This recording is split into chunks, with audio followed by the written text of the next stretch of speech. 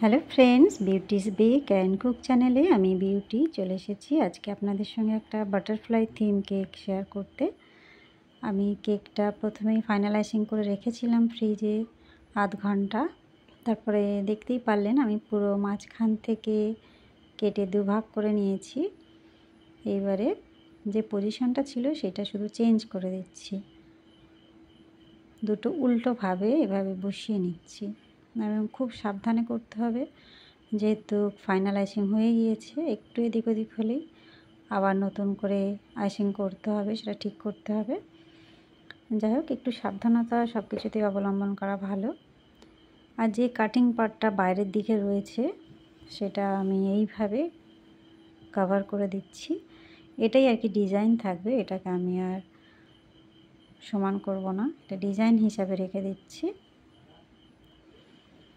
এখানে কিন্তু আমি অরেঞ্জ কালার মিক্সড করেছিলাম ক্রিমের সঙ্গে, ফাইনালাইজিং করেছি অরেঞ্জ কালার দিয়ে, একদম লাইট অরেঞ্জ।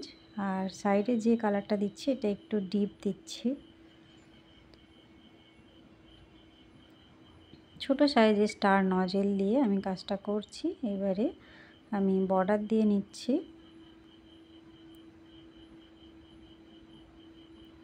প্রেস করে তুলে নিচ্ছি, ছোট ছোট ফুলের মতো হয়ে যাচ্ছে।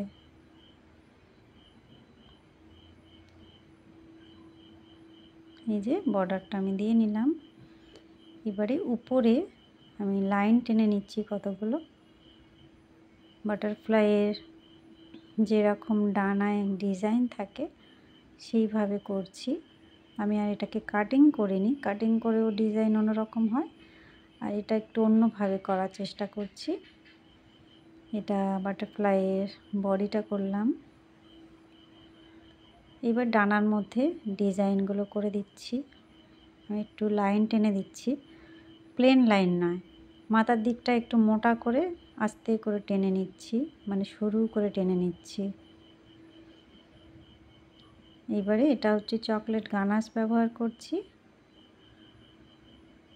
মাঝখানে যে ভাঁজগুলো সেইখানে গানাশ দিয়ে দিয়ে এটাও একটু ডিজাইন করে করে করছি, সরু থেকে মোটা এইভাবেই করছি। একটু বুঝতে হবে আর কি আমি কি করছি। এর আগেও আপনাদের সঙ্গে আমি অনেক কটা বাটারফ্লাই কেক শেয়ার করেছি, সেসব ডিজাইনগুলো পুরো আলাদা ছিল, এটাও একদম আলাদা। বাটারফ্লাই বানানোর জন্য কোনো আর আলাদা করে মোল্ড কিনতে হবে না। এইভাবে কাটিং করে নিয়ে সুন্দর করে আইসিং করে নেবেন, তারপরে এটাকে সেট করে দিলেই হয়ে যাবে বাটারফ্লাই।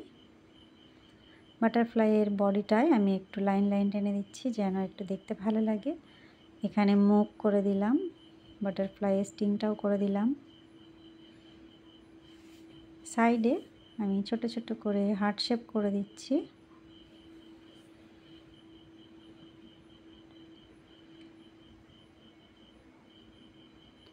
খুবই সিম্পলের উপরে, অথচ একটা সুন্দর ডিজাইন।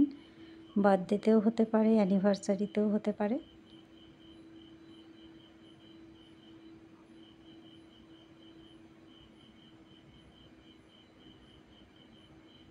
গানাশটা একটু চেষ্টা করবেন স্মুথ রাখতে, তাহলে কাজ করতে সুবিধা হবে। স্টিফ হয়ে গেলে তখন খুব অসুবিধা হয়, প্রপার ডিজাইনগুলো পাওয়া যায় না।